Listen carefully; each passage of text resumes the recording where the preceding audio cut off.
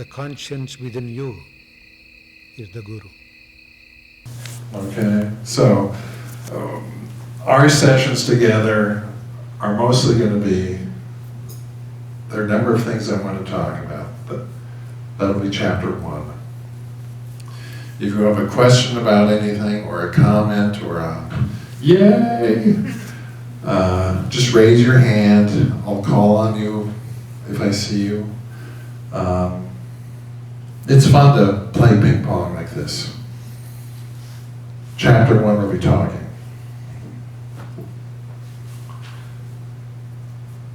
Chapter 2 will be the practice of meditation.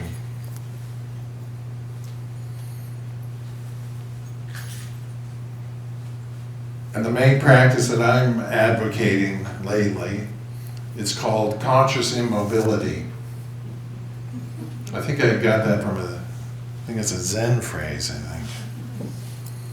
But conscious immobility, like you learn to sit absolutely still without holding yourself still. The only way to sit absolutely still without holding yourself still is by relaxing. And as you relax and you relax and you relax and you relax and you relax, you start getting the hang of it. Tension-free conscious being is what you want to get good at. Tension-free conscious being. Chapter 1, talking. Chapter 2, the meditation. Chapter 3 will be a guided asana chapter, where the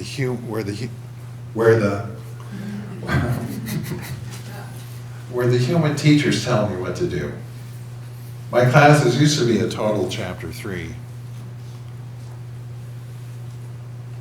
Most classes are a total chapter 3. The human teacher's yakking at you the whole time. Very important chapter, actually. But the point of the human teaching is to help you get to the place where you learn to listen to the inner teacher. And so chapter 4, we'll do free-form asana practice, where instead of the human teacher telling you what to do, it's like yogis doing yoga together, where you listen for guidance about what you feel like doing right now. It'll start feeling like you're learning to channel the poses.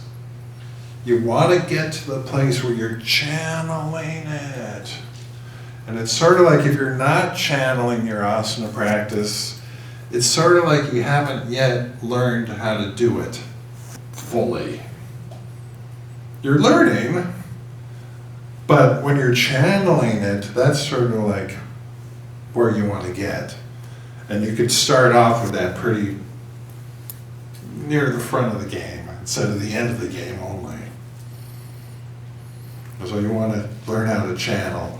And if you learn how to do channeling in your asana practice, where you're being guided from within, you'll find yourself walking out the door, going down the stairs, going out the door, and it'll feel like you're just channeling your way through your life. And then you start to get it, oh wow, yoga's about lifestyle. It's about online channeling your life all the time.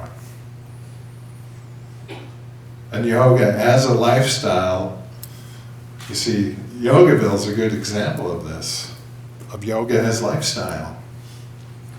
Much of the yoga world isn't emphasizing it quite so much. If you're a yoga teacher, push it though. It's about lifestyle, it's about how you do your thing all the time. And all it means is like be online. And dare to do as you're being guided to do. All the time. All the time. Even now. all the time, and you're doing something, and so it's a matter of be aware of what you're doing. Probably put whatever you're doing in pause mode, and just milireba it. Listen, what should I do in this moment, really? And then be brave enough to follow the inner guidance. So chapter 1, talking. This is how I run my classes at home. Though I haven't taught in classes at home lately. Chapter 1, talking.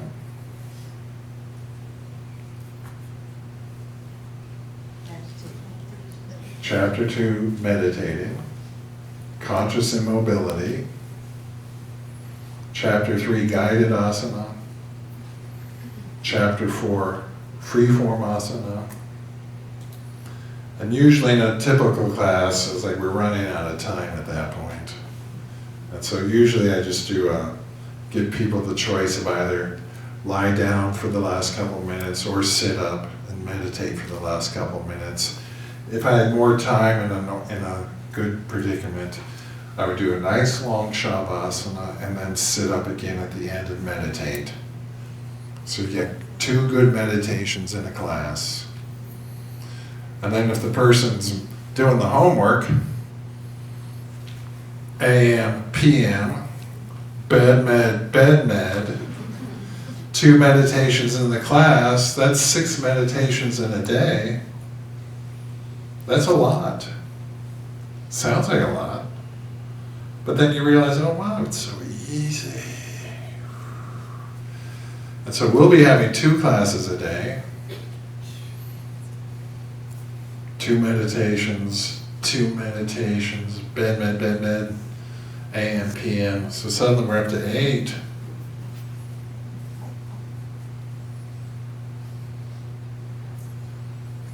And then the homework is whatever it occurs to you, just tune in.